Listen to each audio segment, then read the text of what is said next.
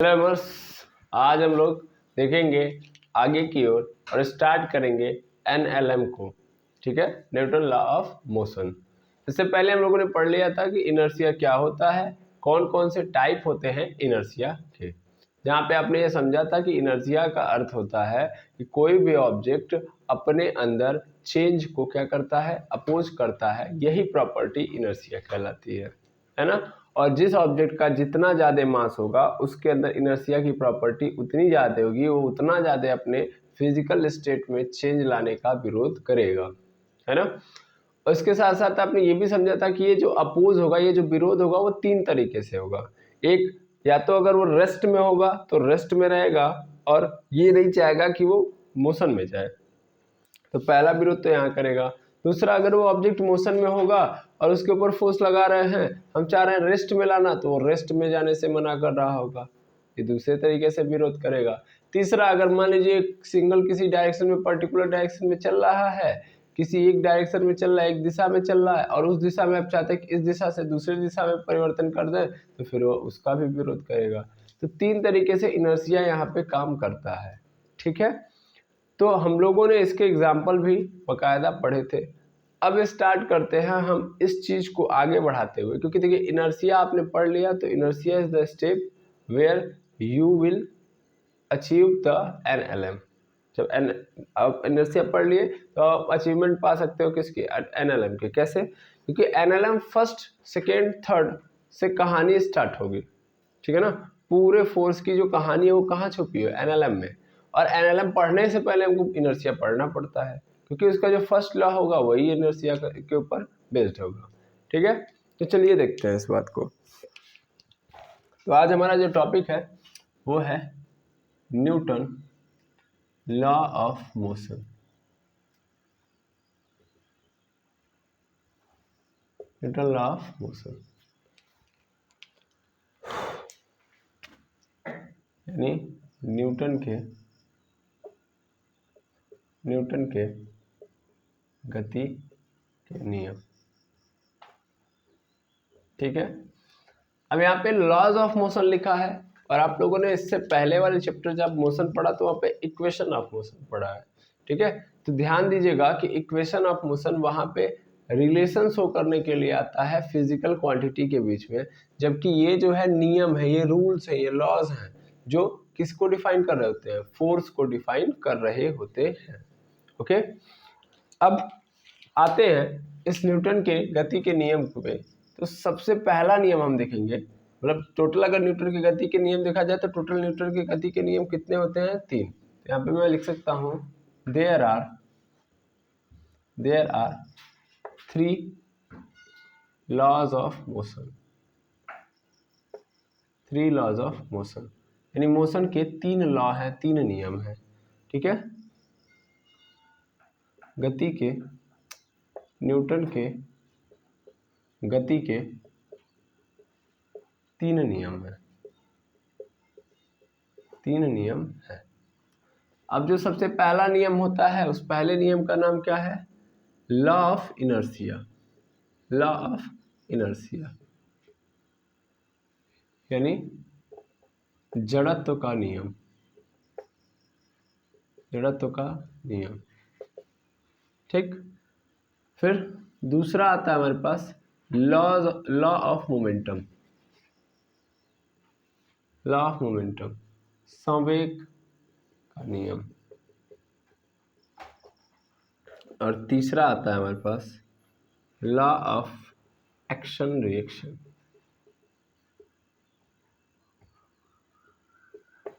क्रिया प्रतिक्रिया का नियम, क्रिया प्रतिक्रिया नियम।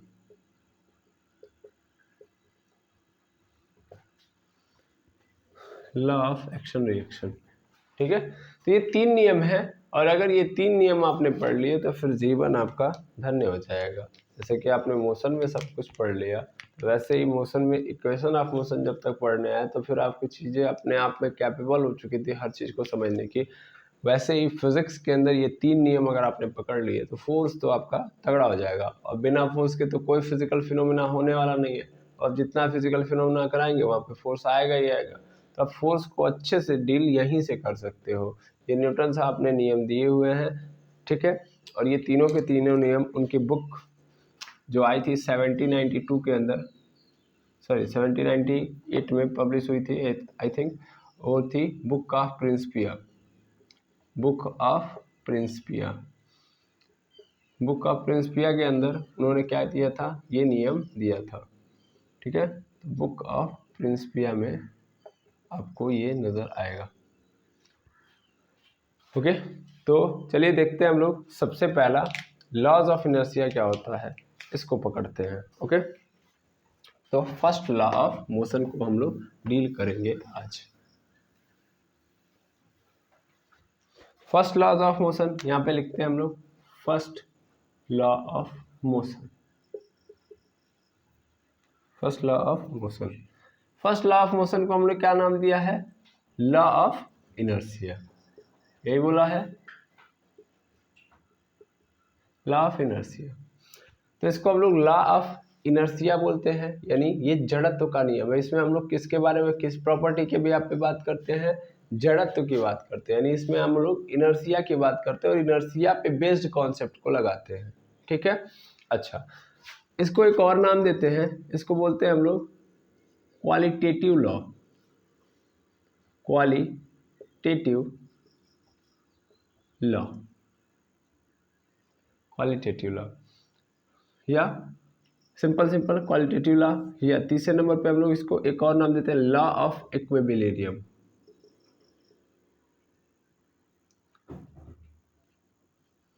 तो यहाँ पे तीन तरीके का नियम है। पहला नियम है हमारे पास जड़त्व का नियम, जड़त्व का नियम। दूसरा हमारे पास है, ये लॉ नहीं है, सिंपल क्वालिटेटिव लॉ ही हम इसको बोलते हैं, क्योंकि क्वालिटी बताता है, तो गुण बताने वाला नियम मैं बोल सकता हूँ गुणवाचक नियम, ठीक है। और तीसरा है संतुलन का नियम। भाई देखो, ये इनके अंदर की कहानी को समझते हुए इनके नाम रखे गए हैं, अदरवाइज इसका ओरिजिनल नेम है जड़त्व का नियम, ठीक है। तो संतुलन का नियम ये भी यहाँ पे एक नाम है। अभी आप धीरे धीरे सब समझते जाओगे, फिलहाल में आप समझते हो। देखो, जड़त्व का नियम इसलिए रखा गया क्योंकि पहला लॉज ऑफ मोशन जड़त्व पे बेस्ड है, ठीक। दूसरी बात, ये क्वालिटी बताता है, यानी ये नियम क्वालिटी बता रहा होता है कि यहाँ पे फोर्स कैसा है, किस टाइप का फोर्स है, तो ये क्वालिटी बताता है, इसलिए इसको क्वालिटेटिव लॉ बोलते हैं। उसी तरीके से लॉज ऑफ इक्विलिब्रियम का मतलब संतुलन, बैलेंस की कहानी बताएगा, ठीक है ना। तो बैलेंस वाले सिस्टम हमारे पास यहाँ पे रहेंगे, यानी जो भी ऑब्जेक्ट यहाँ पे आएंगे या न्यूटन लॉज ऑफ मोशन में हमको ये नजर आएगा कि ऑब्जेक्ट के ऊपर हम कई सारे फोर्सेस लगाएंगे, लेकिन ऑब्जेक्ट अपने स्टेट में चेंज करने का क्या करेगा, विरोध करेगा, क्योंकि उसके पास क्या है, इनर्शिया है। तो इस कारण जो फोर्सेस लगे होंगे वो उसके ऊपर कोई काम नहीं कर पा रहे हैं, दैट मीन्स कई सारे फोर्सेस मिलके उसके अंदर चेंज नहीं ला पा रहे हैं। तो इस कारण हम ये बोलेंगे कि ऑब्जेक्ट के ऊपर जितने भी फोर्स है वो सब के सब बैलेंस है, और बैलेंस है तो इसका मतलब जो पूरा का पूरा सिस्टम है हमारा वो इक्विलिब्रियम की स्थिति में है। इक्विलिब्रियम का अर्थ ही होता है कि कई सारे फोर्सेस लगाओ, लेकिन टोटल फोर्सेस का जो सम होता है वो क्या होना चाहिए, जीरो, यानी एफ नेट ऑलवेज आपका क्या होगा, जीरो। तो इसका मतलब वो ब्लॉक या सिस्टम संतुलन में है, इसीलिए हम यहाँ पे कह रहे हैं कि संतुलन का नियम, ठीक है। अब क्या है अर्थ, इसको हम लोग सोचते हैं, देखिएगा। तो न्यूटन लॉज ऑफ मोशन में फर्स्ट लॉज ऑफ मोशन क्या है, न्यूटन की गति का पहला नियम क्या है, इसका मतलब समझिए। तो इसके अनुसार न्यूटन के गति के पहले नियम के अनुसार, पहले नियम के अनुसार यदि कोई ऑब्जेक्ट या वस्तु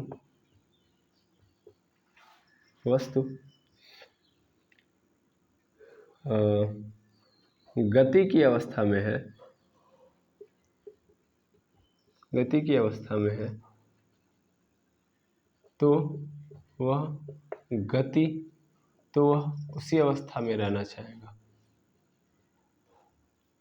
उसी अवस्था में रहना चाहेगा।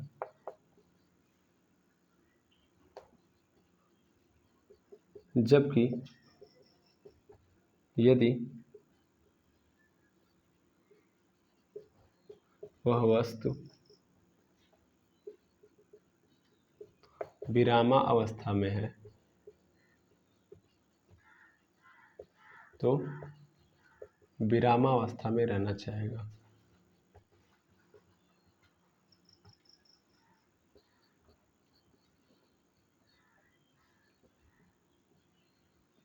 विरामावस्था में रहना चाहेगा जब तक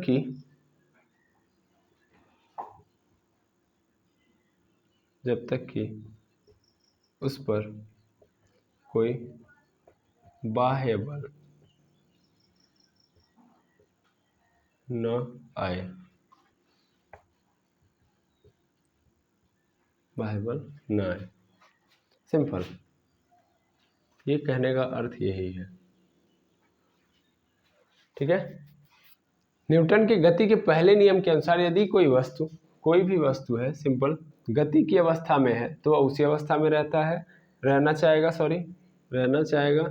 जबकि यदि वस्तु विरामावस्था में है तो विरामावस्था में रहना चाहेगा जब तक कि इस पर क्या ना आ जाए, कोई बाह्य बल यानी एक्सटर्नल फोर्स ना आए, ठीक है। तो कहने का अर्थ क्या अभी आप समझ रहे होगे। एक्चुअल में तो ये इनर्शिया की तरह है ना, इसकी पूरी की पूरी कहानी इनर्शिया की तरह। इनर्शिया भी तो यही कहता है कि अगर एक ऑब्जेक्ट के अंदर इनर्शिया है तो इसका मतलब वो जिस अवस्था में है, जिस स्टेट में है, वो उसी स्टेट में रहना चाहेगा, वो अपने स्टेट के अंदर परिवर्तन नहीं करना चाहेगा। यही प्रॉपर्टी क्या कहलाती है, इनर्शिया। और न्यूटन साहब का फर्स्ट लॉ भी यही कह रहा है कि अगर कोई ऑब्जेक्ट जिस पोजिशन में है, जिस अवस्था में है, वो उसी अवस्था में रहना चाहेगा, अपनी अवस्था में परिवर्तन नहीं करना चाहेगा, ठीक है, जब तक कि इस पे क्या ना लगे, बाह्य बल ना लगे।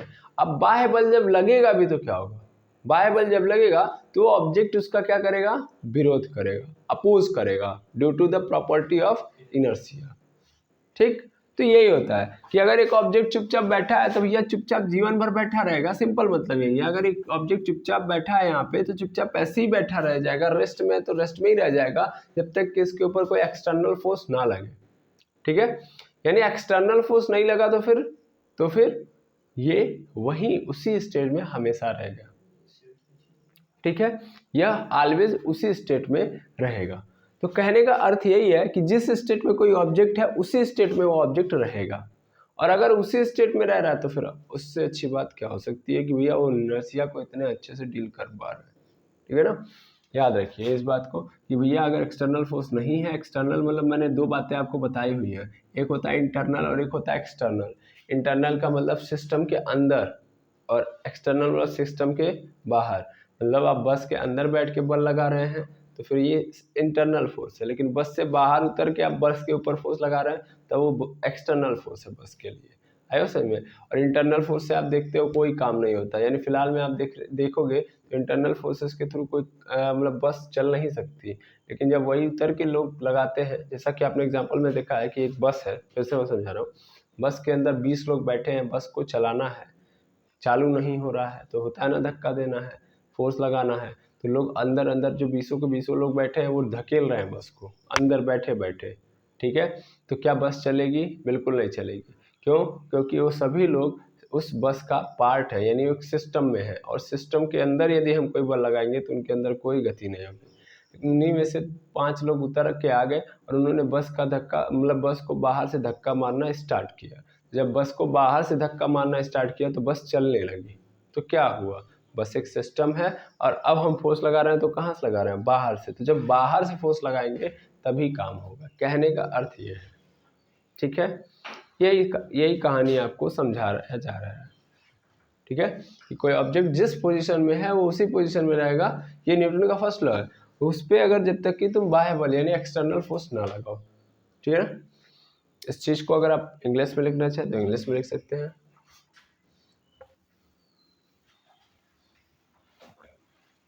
इंग्लिश में इस चीज को मैं लिख दे रहा हूँ कि according to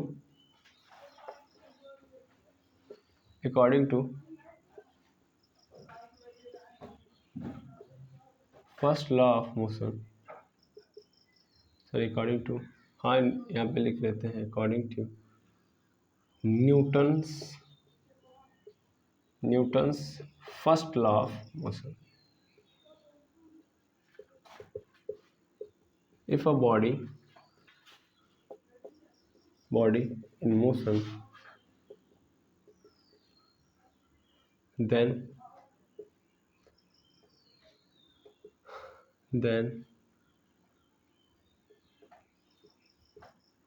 it is always wants to be in motion.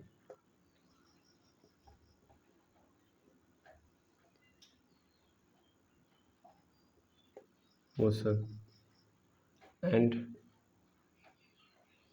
if it is rest, then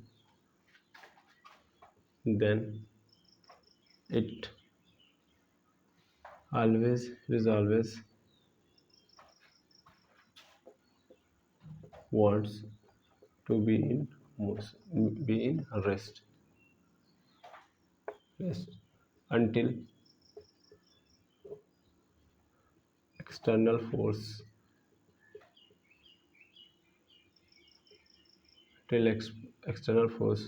not act on it.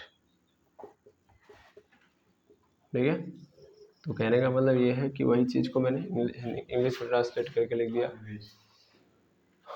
Where is always, it is always want to be in, okay sorry, always. यार हम लिखते हैं तो spelling पे या spelling error हमसे होना 100% surety के साथ हम करें कि होगा ही होगा, क्योंकि हम लिखते हुए स्पेलिंग पे फोकस नहीं करते। ज़्यादातर ये होता है कि शब्द हमारे सही होते हैं, बाकी हमको ये मेरी मिस्टेक है आई थिंक, तो इसके लिए मैं माफ़ी चाहूँगा। कहीं पे भी मैं स्पेलिंग पे फोकस नहीं करता हूँ ज़्यादातर। ध्यान दीजिएगा कि इसका मतलब है कि according to Newton's first law of motion, कि अगर एक बॉडी मोशन में है तो मोशन में ही रहेगी, हमेशा वही उसी में रहना चाहिए। जबकि क्या बोलते हैं, अगर वो रेस्ट में है तो ऑलवेज किस में रहेगी, रेस्ट में ही रहेगी। ठीक है ना, इट इज़ ऑलवेज मतलब वो रेस्ट में है तो रेस्ट में ही रहेगी, या रेस्ट में ही रहेगी, सॉरी यहाँ पे रेस्ट में ही रहेगी ना, it will be always wants to be in rest. ठीक है, यहाँ भी यही कर लीजिएगा, it will be always wants to in, be हटाइए, यहाँ पे बैठाइए, in rest, wants to in rest. ठीक है, कोई दिक्कत नहीं, ये तो आपको समझ में आ रहा होगा। तो फिलहाल में अगर हम इसकी बात करें, जैसे कि मान लीजिए ये जो मोशन का लॉ है, इससे हमको क्या समझना है, तो इससे हमको ये समझना है कि ऑलवेज बॉडी मोशन में नहीं जाएगी, या रेस्ट में तो रेस्ट में ही रहेगी। तो एक बात समझो, इसको मैं हटा रहा हूँ, एक बात समझो, मान लो एक बॉडी के ऊपर फोर्सेस लगा रहे हैं, तो क्या फोर्सेस लगाऊंगा तो उसके ऊपर चेंज आ जाएगा। एक बॉडी है, एक बॉडी, इस बॉडी के ऊपर मैं फोर्स लगाऊंगा तो क्या चेंज आ जाएगा, बिल्कुल सर, एक्सटर्नल फोर्स आएगा तो बॉडी के अंदर चेंज आएगा। एक बात ध्यान से समझिएगा, लेकिन इस चीज़ को पकड़िए पहले। मान लीजिए एक बॉडी है, बॉडी के ऊपर आप फोर्स लगा रहे हो, सपोज कर लो बॉडी है 5 kg की, 5 kg की बॉडी है, इसके ऊपर फोर्स लगा रहे हो। अब जब आप फोर्स लगाओगे तो सिंपल मतलब पहले बॉडी के ऊपर देखो कौन कौन से फोर्सेस पहले से लगे हुए हैं, आप नहीं फोर्स लगा रहे हो तो भी। ठीक है, तो बॉडी के ऊपर दो फोर्सेस तो ऑलवेज लगे होते हैं, एक तो ये सरफेस पे रखी है तो नॉर्मल फोर्स ऊपर की ओर लग रहा है, और नीचे की ओर चूंकि इसके पास मास है तो क्या लग रहा है, mg यानी ग्रेविटेशनल फोर्स, है ना। तो दो फोर्सेस तो लगे ही हैं, लेकिन ये दोनों फोर्सेस आपस में एक दूसरे को क्या कर दे रहे हैं, बैलेंस कर दे रहे हैं, है कि नहीं है। नॉर्मल ये है, ये नॉर्मल फोर्स है, ये नॉर्मल फोर्स है भैया, ये नॉर्मल फोर्स है, ये ग्रेविटेशनल फोर्स है। तो नॉर्मल फोर्स और ग्रेविटेशनल फोर्स में आप देखोगे कि नीचे की ओर ग्रेविटेशनल है, ऊपर की ओर नॉर्मल, तो जितना नीचे खींच रहा है ग्रेविटेशनल फोर्स उतना ऊपर क्या लग जा रहा है, नॉर्मल फोर्स। दोनों क्या हो जा रहे हैं, बैलेंस, दोनों क्या हो गए, बैलेंस। इसीलिए ऑब्जेक्ट ना ऊपर जा रहा है ना नीचे जा रहा है। अगर मान लो ग्रेविटेशनल फोर्स तगड़ा होता तो इसको खींच के धरती के अंदर लेके चला गया होता, नॉर्मल फोर्स तगड़ा होता तो ऊपर की ओर खींच के ले गया होता। तो बॉडी कहीं नहीं जा रही है, इसका सीधा अर्थ यह है कि यह दोनों मिलके क्या है, जीरो का पोर्शन बनाए हुए। दैट मीन्स अगर मैं इस ऑब्जेक्ट के ऊपर नेट फोर्स देखूं तो नेट का मतलब होता है कि कुल बल, तो कुल बल कितना लगा है भाई, तो एक तो नॉर्मल लगा है, नॉर्मल फोर्स लगा है, और एक ग्रेविटेशनल फोर्स लगा है। तो भाई ध्यान दीजिएगा कि यहाँ पे हमको सीधा सीधा दिखाई दे रहा है कि बॉडी अभी भी किस में बनी हुई है, रेस्ट में, फोर्स लगाने पे। तो इसका मतलब NF और GF क्या है हमारे, 0 है। ठीक है ना। अब ध्यान से समझिएगा, अगर ध्यान दीजिएगा कि किसी भी ऑब्जेक्ट पर लग रहे फोर्सेस का जो सम है या टोटल नेट फोर्स है, अगर वो 0 है तो इसका मतलब सिंपल समझ लीजिएगा, इस अवस्था को हम लोग इक्विलिब्रियम बोलते हैं। इक्विलिब्रियम बोलेंगे। ठीक है, इक्विलिब्रियम मतलब संतुलन की स्थिति। संतुलन का मतलब क्या होता है कि भैया कई लोग आए और लोगों ने आपस में एक दूसरे को क्या कर लिया, बैलेंस कर दिया। बैलेंस का मतलब ही होता है संतुलन। ठीक है ना। तो एक्चुअल में क्या है ये स्टेट, बैलेंस का। और जब भी ऑब्जेक्ट पे टोटल कौन से फोर्सेस लग रहे हैं, बैलेंस फोर्स लग रहा है, तो वो सिस्टम क्या होगा, इक्विलिब्रियम की स्थिति में होगा, यानी ये जो सिस्टम है वो संतुलित होगा। ठीक है, ऑलवेज याद रखिएगा। अगर एफ नेट क्या हो रहा है, एफ नेट आपका क्या हो रहा है 0, तो इसका मतलब इसी अवस्था को क्या हम लोग बोलेंगे, बैलेंस वाली अवस्था या संतुलन वाली अवस्था बोलेंगे। ठीक है, हमें जो है Newton first law of motion में यही पढ़ना है, इक्विलिब्रियम के केस को। ठीक है, यहाँ पे हम लोग यही पढ़ रहे होंगे। दूसरा यहाँ पे ध्यान देंगे, यहाँ पे नॉर्मल फोर्सेस है। अब मान लो मैं इसके ऊपर फोर्स अप्लाई करूंगा, तो जो ही मैं इसके ऊपर फोर्स अप्लाई करूंगा, चूंकि ये सरफेस से कनेक्ट है, तो तुरंत पीछे की ओर क्या होगा, फ्रिक्शन फोर्स स्टार्ट हो जाएगा, यानी फ्रिक्शन फोर्स यहाँ पे लग जाएगा। लग जाएगा, फ्रिक्शन फोर्स क्या करेगा, नीचे की ओर खींचे, सॉरी इधर की ओर खींच रहा होगा या इधर जा रहा होगा। तो अभी जब हम फोर्स लगाएंगे तो ऐसा नहीं कि अभी हमने तुरंत 0 फोर्स था, 0 न्यूटन फोर्स लगा रहे हो, नहीं चल रहा है, लेकिन 1 न्यूटन फोर्स लगाया, 0 का मतलब नहीं लग रहा था तो नहीं चल रहा, लेकिन 1 न्यूटन लगाया तो बॉडी चलना स्टार्ट कर देगी।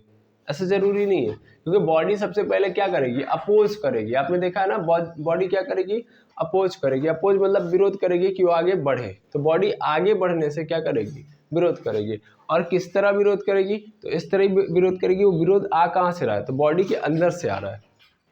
यार सबसे पहला देखो, बॉडी के ऊपर 1 न्यूटन का बल लगाओ तुमको लगेगा कि बॉडी तुरंत चल जाएगी, तो पॉसिबल नहीं है।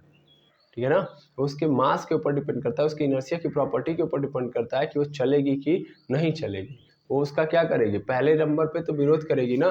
जस्ट हमने पढ़ा है इनर्शिया की बात को, इनर्शिया में यही तो कहा जा रहा है कि वो ऑलवेज किस में रहना चाहेगी, जिस अवस्था में है। तुम फोर्स लगाओगे तो ये क्या करेगी, ये उस फोर्स को यूज करके कहेगी कि हम नहीं चलेंगे। शुरुआत में इसका विरोध करेगी। हाँ, ये विरोध एक लिमिट तक है, एक औकात है इसकी कि हम यहाँ तक ही रोक सकते हैं, यानी बाहरी वाले लोगों को हम इसी लेवल तक रोक सकते हैं। इससे ज़्यादा अगर उन्होंने फोर्स लगा दिया तो हमारे बस से बाहर है, तब बॉडी क्या कर जाएगी, मूव कर जाएगी। तो जब हम इसके इनर्शिया का लेवल क्रॉस करेंगे, इसके विरोध के गुण की प्रॉपर्टी, जो मतलब विरोध का जो करने का जो गुण है, इस विरोध को हम पार करेंगे, तब जाके हम इस बॉडी को चला सकते हैं। और यहाँ पे देख रहे हो, जब तुम आगे करोगे तो कहाँ से प्रॉब्लम है, प्रॉब्लम जानते हो कहाँ से, प्रॉब्लम है यहाँ से, यही है इनर्शिया। एक्चुअल में इनर्शिया यहाँ नजर आ रहा है। देखो, अगर ये बॉडी है, इस बॉडी को चलाना है तुमको, इस बॉडी को चलाना है, तो सबसे पहला चीज तो देखो, इसको अभी भूल भी जाओ, चलो ठीक है। 5 kg का ब्लॉक है, सपोज करो फ्रिक्शन नहीं है, तो 5 kg के ब्लॉक पे जब तुम बल लगाओगे तो तुरंत तो चलना स्टार्ट नहीं करेगी, थोड़ा तो लेगी ना, थोड़ा तो तुम्हारा फोर्स पहले यूज कराएगी। हाँ, तो जब वो थोड़ा सा जो यूज करा रही है, जब इस, तो वो कारण बना इनर्शिया। वो कारण क्या बन गया, इनर्शिया। भाई हम किसी बॉडी को ऐसे पहले खींचेंगे ना, मान लो बहुत हल्की बॉडी है, तो मान लो हमको लग रहा है तुरंत चल गई। फिर बहुत बड़ी अलमारी है, नीचे फ्रिक्शन अभी भूल जाओ, बहुत बड़ी अलमारी है, लोहे की अलमारी, अभी उसको खींच रहा है, नीचे फ्रिक्शन नहीं, तुरंत सरक जाएगी नहीं। फोर्स लगाओगे थोड़ा सा तो लेगी ना आपका फोर्स। पहले आप जो फोर्स लगाओगे तो थोड़ा सा आपका फोर्स यूज करेगी। यूज क्यों किया, क्योंकि चलना नहीं चाह रही है, इनर्शिया उसका विरोध कर रहा है। तो इसीलिए मान लो, सपोज कर लो कि इस ब्लॉक की कैपेसिटी है कि भैया 20 न्यूटन तक अगर बल लगाया कोई, हम नहीं चलेंगे। हम उतना तो अकेले झेल सकते हैं, इसके जो पार्टिकल्स होंगे वो झेल लेंगे। आगे समझ में, अंदर के इस सिस्टम के जो पार्टिकल वो झेल लेंगे। झेल लेंगे क्या मतलब, जब इसको खींचा जाएगा, ध्यान दीजिएगा, जब यहाँ पे खींचा जाएगा, फोर्स लगाया जाएगा, तो यहाँ के जो पार्टिकल होंगे, वो पार्टिकल जो होंगे बाकी सभी लोगों से जुड़े होंगे, ऐसे सबसे जुड़े होंगे। तो ये क्या करेंगे, इस फोर्स को यहाँ पे झेल लेंगे। झेलने का मतलब यहाँ पे सिंपल समझिएगा, जब मैं इधर आगे बढ़ाऊंगा तो ये सब क्या करेंगे, इसका विरोध करेंगे, इधर की ओर भागेंगे। इनके पार्टिकल इंटरनली इधर की ओर फोर्स लगाएंगे। इस सिस्टम के पार्टिकल इंटरनली इधर की ओर फोर्स लगाएंगे, जिससे क्या होगा कि जब आप खींचेंगे तो पार्टिकल अभी नहीं जाना चाहेंगे। ठीक है, लेकिन इनकी क्या है, मैक्सिमम एक औकात है। वो औकात मैंने बोल दिया कि 20 न्यूटन है, तो 20 न्यूटन तक आप फोर्स लगाओगे, नहीं चलेंगे। लेकिन जो ही 20 से क्या कर दिया आपने, 21वां न्यूटन का फोर्स लगाया, तुरंत ये क्या कर देंगे, चलना स्टार्ट करेंगे, क्योंकि इनकी औकात क्या हो गई, खत्म रोकने की। है समझ में। लेकिन ये मैं बता दूं कि ये गुण होता है, सब में होता है कि ये पहले आपका क्या करेंगे, विरोध करेंगे, तो वो कुछ फोर्स आपका खाएंगे, यूज करेंगे, ठीक है ना। वो क्यों यूज कर रहे हैं, due to property of inertia, ठीक है। ये सिंपल मेथड है, ऐसा सिंपल लॉजिक है। बाकी अब मान लीजिए आपने चलाना स्टार्ट कर दिया, तो चलने लगे तब देखते हैं, जब कोई चीज शुरुआत में चल नहीं रही है लेकिन उसको चलाने में ज्यादा फोर्स लगाना पड़ता है, लेकिन एक बार जब चलना स्टार्ट कर दी तो फिर उसमें दिक्कत होती है, तब हम इजी फोर्स, तब वो हमारे लिए इजी हो जाता है, तब हम इजीली उसको कम ही फोर्स में काम चला रहे हैं, क्योंकि अभी इनर्शिया वाली प्रॉपर्टी खत्म, तो ये जो 20 न्यूटन खाया जा रहा था इस ब्लॉक के द्वारा वो नहीं खाया जाएगा, अब वो टोटल का टोटल मोशन में लग गया। आया समझ में।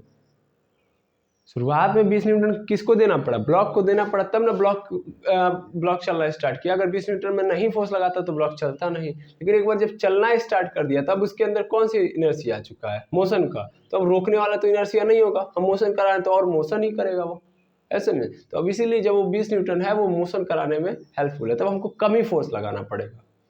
आया समझ में, तो हम कम ही फोर्स में आराम से चला लेंगे। जैसे आप लोग कभी कभी देखेंगे कि आप लोग इंजन वगैरह लेके जाते हैं खेत में पानी चलाने के लिए, तो जब पहली बार उठाते हैं या पहली बार चलाते हैं तो बड़ा ज़्यादा फोर्स लगता है, कि जब एक बार चलने लगता है तो फिर क्या उतना फोर्स लगाना पड़ता है, नहीं, वो कम ही फोर्स में तब चल रहा होता है, ठीक है। क्लियर, इतनी बात आपको दिमाग में रखनी चाहिए और आपको समझ में भी आ गया होगा। तो इनर्शिया के कारण ये सब चीज़ें होती हैं। हाँ, अब दूसरा डिपेंड करता है कि भाई जब इनर्शिया खत्म तो उसके बाद बाहरी फोर्सेस कौन से। अब तो फ्रिक्शन भी मान लो उसी समय आ गया, इनर्शिया तो ऑलवेज रोक के रहा होगा, विरोध कर रहा होगा, उसके साथ साथ फ्रिक्शन भी ऐड हो गया। अब इसमें जब फ्रिक्शन ऐड हो गया तो फिर दिक्कत होगी। अब फ्रिक्शन क्या होता है, ब्लॉक के इसी पे डिपेंड करता है, मतलब ब्लॉक के मास पे ही डिपेंड करता है वो भी, ठीक है ना। ब्लॉक के नॉर्मल पे, नॉर्मल कितना है उतना ही भाई मैंने आपको पढ़ाया है, एफ इज इक्वल टू क्या पढ़ाया है, म्यू इंटू एन पढ़ाया है ना। एन क्या है, नॉर्मल है, नॉर्मल इज इक्वल टू क्या होता है, normal is equal to M G तो होता है, एम जी का मतलब एम पे ही तो डिपेंड कर रहा है, जितना ज़्यादा मास उतना ज़्यादा फ्रिक्शन, उतना ज़्यादा इंटरलॉकिंग तगड़ा बनाएगा, है ना। और नीचे एकदम गहराई में बसा होगा, जब खींचोगे तो तुरंत सरफेस से निकलेगा नहीं भाई, जितना ज़्यादा भारी है कोई चीज़ उतना ज़्यादा उसके साथ और नीचे वाले सरफेस के साथ अटैच्ड हो जाएगी ना। मान लो मेरा ये वाला हाथ इस वाले हाथ से बहुत ज़्यादा भारी है, इसका मतलब जब मैं इस पर रखूँगा वैसे जाके चप्पू से बैठेगी और इसके ऊपर फोर्स लगाएगी यानी और अंदर तक दबाएगी। जब मैं इसको खींच रहा हूँ आगे तो जाएगी तो थोड़ा ज़्यादा पावर लगाना पड़ेगा कि नहीं लगाना पड़ेगा, क्योंकि इसके साथ इंटरलॉकिंग इसकी क्या है, बहुत तगड़ी है। लेकिन अगर मान लो एकदम स्मूथली है तो बहुत आराम से आप मूव करा सकते हो, यानी हल्की है तो जितना ज़्यादा भारी कोई चीज़ रहेगी उसके ऊपर फ्रिक्शन भी क्या लगेगा, ज़्यादा। समझ आई बात। तो फ्रिक्शन वाली कहानी आ जाएगी। फिर आप फोर्स लगा रहे थे जो 20 न्यूटन इसको चलाने के लिए, अब वो 20 न्यूटन में नहीं चलेगी, अब फ्रिक्शन वाला भी ऐड हो चुका है, ठीक है। इस बात सब इन बातों को आपको याद कर लेना पड़ेगा, या ये बातें आप बेसिक है समझ पा रहे होंगे, ठीक है। क्लियर, बिल्कुल। तो चलिए और हम बातों को समझते हैं, और सबसे पहले इक्विलिब्रियम को एक बार पुनः समझते हैं। मान लो एक ऑब्जेक्ट है और एक ऑब्जेक्ट के ऊपर कई सारे फोर्सेस लग रहा है, जैसे एक ऊपर इधर की ओर लग रहा है F1, इधर की ओर F2 लग रहा है, इधर की ओर F3 लग रहा है, इधर की ओर F4 लग रहा है, कई सारे फोर्सेस लग रहे हैं, ठीक है। तो हम लोग कभी भी जब देखेंगे कि जब एक ब्लॉक के ऊपर कई सारे फोर्सेस लगते हैं तो इसको हम लोग तब निकालते हैं हम लोग नेट फोर्स, ठीक है, नेट फोर्स। और एफ नेट का अर्थ क्या होता है, what is the means of F net. F net का मतलब कि एक सिस्टम के ऊपर जितने फोर्सेस लग रहे हैं उन सबका सम, तो अगर मैं इन सबका सम करूँ F1 F2 F3 F4 इन सबका सम करूँ और इसके बाद जो आंसर आया मेरा वो क्या आ गया, 0, तो इसका मतलब system is in the equilibrium, system is in the equilibrium.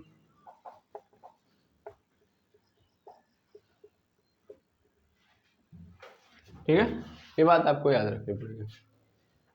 क्या याद रखना है कि इक्विलिब्रियम का अर्थ क्या होता है, सिस्टम इक्विलिब्रियम में है तो इसका सीधा अर्थ क्या है कि इसके ऊपर सभी फोर्सेस का जो सम है, यानी जितने भी फोर्सेस लग रहे हैं वो क्या है, 0 है। तो सभी फोर्सेस अगर लग रहे हैं और लगने के बाद भी क्या है, पूरा का पूरा जो सम देखेंगे तो वो 0 है, तो इसका मतलब इक्विलिब्रियम में संतुलन की स्थिति है।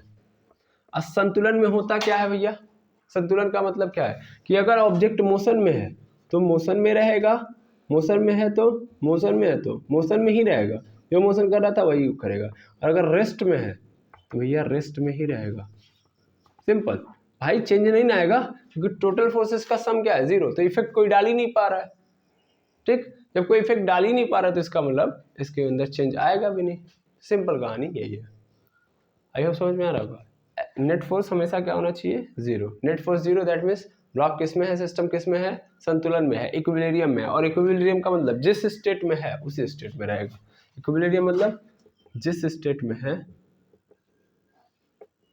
जिस स्टेट में, यहाँ पे जिस फिजिकल स्टेट में है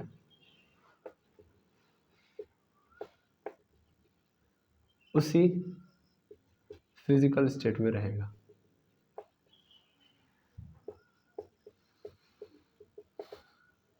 ठीक है, तो आई होप ये वाली बातें आप समझ लिए होंगे कि न्यूटन फर्स्ट लॉ का मतलब क्या है कि भैया ऑब्जेक्ट मूव नहीं कर रहा है, चुपचाप बैठा है तो चुपचाप बैठा ही रहेगा, चल रहा है तो हमेशा चलता ही रहेगा जब तक कि क्या ना आ जाए, एक्सटर्नल फोर्स ना आ जाए। क्योंकि एक्सटर्नल फोर्स आएगा तभी उसकी स्थिति में क्या होगा, परिवर्तन होगा। समझ में आई बात। तो Newton first law of motion यही है कि सिंपल एक्सटर्नल फोर्स चेंज लेके आएगा। ठीक, क्लियर। उसके बाद हम लोगों ने ये देख लिया कि नेट मतलब इक्विलिब्रियम का मतलब क्या होता है। इक्विलिब्रियम का मतलब यहाँ पे संतुलन का मतलब होता है कि यानी जिस मतलब वो इनर्शिया की बात को बता रहा होता है। जो बातें हमने लिखी है उसी का अर्थ यहाँ पे है। तो यह जिसमें है उसी में रहेगा, तभी रहेगा जब टोटल फोर्सेस का जो सम है वो क्या होगा, जीरो। तब जिस स्टेट में उसी स्टेट में रहेगा, तब ये Newton first law of motion के अनुसार चल रहा होगा। ठीक है, देखो यहाँ पे आप कहोगे sir Newton first law of motion तो ये कहता है कि एक्सटर्नल फोर्स आएगा तभी क्या होगा, चलेगा। यहाँ पे एक्सटर्नल फोर्स लगा रहे हो फिर भी नहीं चल रहा है बॉडी, तो एक्सटर्नल फोर्स लगा रहा हूँ लेकिन यहाँ पे कई सारे एक्सटर्नल फोर्सेस हैं और सभी एक्सटर्नल फोर्सेस का जो नेट है वो जीरो है। यानी एक्सटर्नल फोर्स आने का मतलब क्या है कि एक्सटर्नल फोर्स की क्वांटिटी होनी भी तो चाहिए, उसके ऊपर लगनी भी तो चाहिए, और लगने के बाद उसके ऊपर चेंज लाने वाली भी तो होनी चाहिए। अब एक चेंज इधर की ओर लेके आ रहा है, दूसरा इधर की ओर लेके आ रहा है, दो एक्सटर्नल फोर्स आ गए, एक कह रहा है नहीं इधर लेके जाना है, इधर लेके जाना है। अपने फोर्स ही आपस में डिसाइड नहीं कर पा रहे कि चेंज कैसे लेके आएंगे, दोनों खुद ही आपस में अपोजिट हो गए, तो फिर उसके बाद चेंज का घंटा आएगा। टोटल तो चेंज एक इधर लेके जाना चाह रहा था, एक इधर लेके जा रहा है, तो फिर क्या किया इन दोनों ने, ये जितना इधर मेहनत कर रहा था बेचारा फोर्स लगा के, इसने इसको वेस्ट कर दिया इस डायरेक्शन में लगा के, तो ब्लॉक के ऊपर तो कोई फर्क ही नहीं पड़ा। ब्लॉक ने देखा यार इधर भी खींच रहा है इधर भी खींच रहा है, बराबर खींच रहा है, तो फिर किधर जाए, ब्लॉक वहीं पे रह गया। ठीक है ना, नरसिया बोला ना हमको कहीं जाना ही नहीं है। क्लियर, समझ में आ गया, बिल्कुल। तो नेट का मतलब यही होगा। अब हम लोग कल जब मिलेंगे तो इस पे बेस्ड हम लोग क्वेश्चंस करेंगे कैसे इस पे न्यूमेरिकल्स आते हैं। हमें हमेशा कुछ नहीं करना होगा, इक्विलिब्रियम्स के केस को बस सॉल्व करना होगा कि टोटल फोर्सेस निकालना होगा, टोटल फोर्सेस का सम जीरो, तो दैट मींस संतुलन में है, Newton first law of motion. Clear, ठीक है, तो आई होप समझ में आ गया होगा। मिलते हैं नेक्स्ट वीडियो में, आज के लिए इतना ही। Thank you very much एमर्स।